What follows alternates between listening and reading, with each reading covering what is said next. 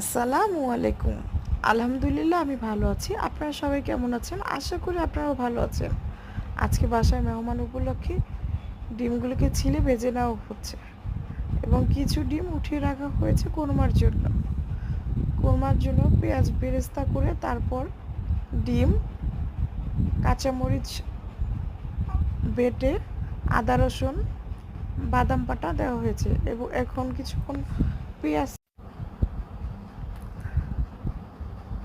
ডিমগুলোকে ভেজে ভালোভাবে টক দই আর হাতে বানানো গরম মশলা দেওয়া হয়েছে। এখন নেড়ে চেড়ে ভালোভাবে ডিমগুলোকে ভেজে নিতে হবে এবং পরিমাণ মতো লবণ দিতে হবে। কিছুক্ষণ ভাজা হলে জাল করে দেওয়া গরম দুধ দেওয়া হলো।